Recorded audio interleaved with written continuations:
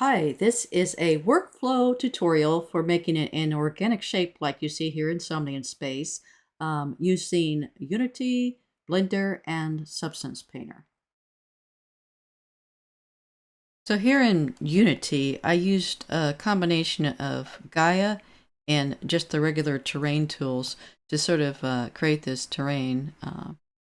Has steps going up, and I think I might be able to put some non-scripted water in here. And like I said, you could do this with just the terrain tools. Gaia helped me sort of stamp out some basic mountain shapes, but you don't have to use it. I am going to use Gaia, this extra tool, for exporting this as a mesh. There's other tools for that as well, but show mesh exporter.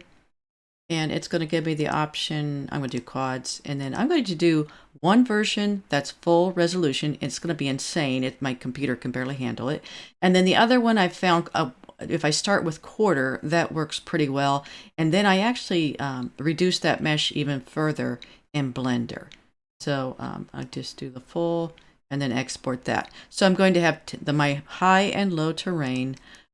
This will be the high. The low will start as 1/4 of this, and then I'll reduce it even more. The proper way to do this would be to actually retopologize the full resolution manually.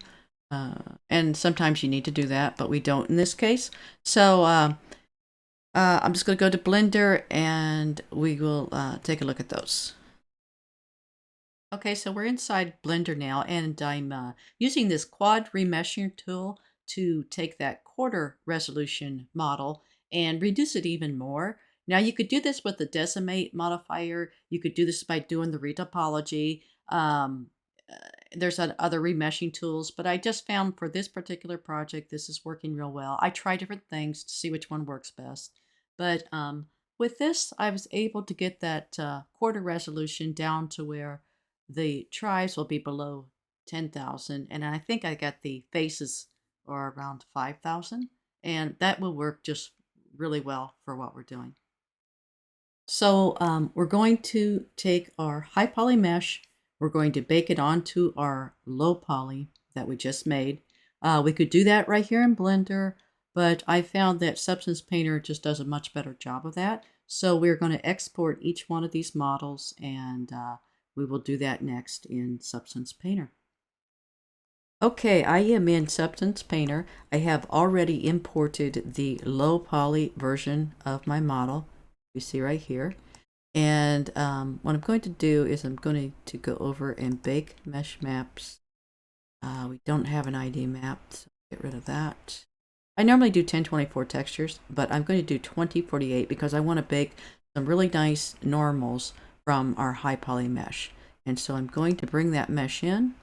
You can do this baking in Blender as well, but I just found that for this particular model, Substance just did a really good job. This setting has been working really well lately.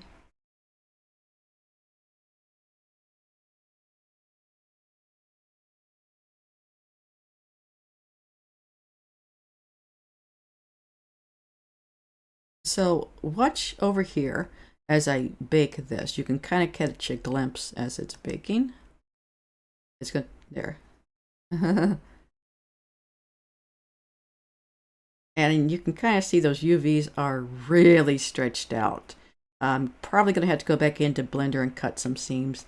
I was really pushing it to not cut seams on this. But can you believe that this is still the low poly model? And if you look, that's how it's going to read with that normal map. It's pretty amazing. Now, I do have a lot of issues up here, and I could try rebaking this with different settings, but I'm pretty sure that's just from the UVs being really stretched out because I did not really cut seams for this. So I'm going to go back into Blender and do that, and then we'll come back in. I'm not going to save this. So here I am in Blender, and I have the model before and after. I cut seams in it. I did not spend a lot of time doing really good seams because I'm okay if things stretch a good deal. That'll be fine. We just need to get that normal texture from the high resolution. So here's the UV map. This is about the worst stretching I tolerate. But like again, for what we're doing, it's fine. And if we look over here, these are the seams I cut in. Like I said, I did not do a full.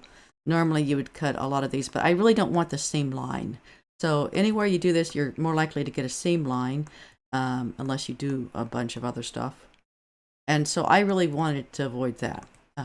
And here you can see, there's still a lot of stretching through here, but that will work just fine. But this part right here where we were having problems is fine.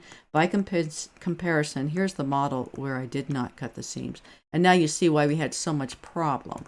That's insane. That amount of difference is just crazy. So I think what we just did will be just perfect for what we want, even though it's not technically that great. So anyway, I'll export that model and we'll try it again in Substance Painter. Here we are back in Substance Painter, and I have already imported the low poly model. And let's just bake our texture maps again.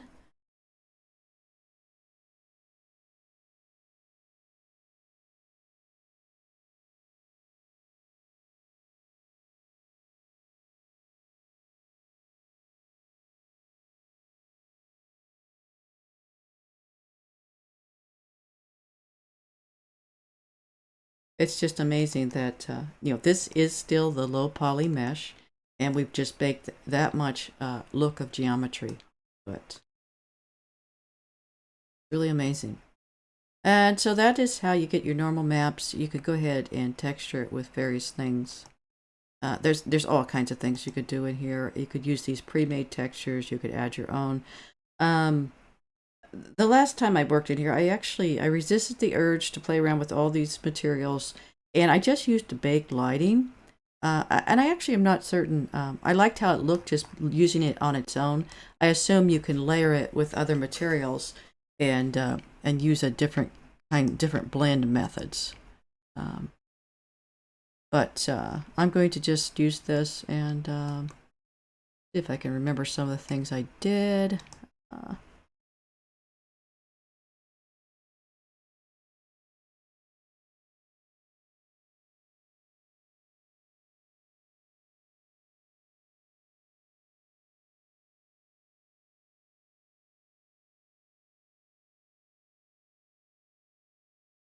Okay, let's just leave it at that, and then I'm going to export my textures.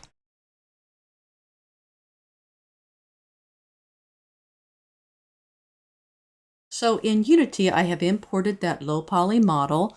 I extracted the materials. I imported those textures that we made in Substance Painter.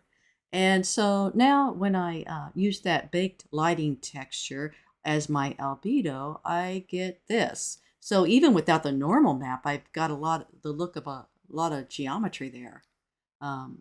So then with the normal map, we get this. And it's just a really interesting way to make a model. We started out in Unity using their terrain tools. I did not show you that specifically, but there's plenty of tutorials and it's not very difficult. But so with that terrain tool, using a mesh exporter, we have a mesh that we can then resize so it's low poly. And then we can use that original high poly mesh that we sculpted, and we can have this thing that looks high poly still in game.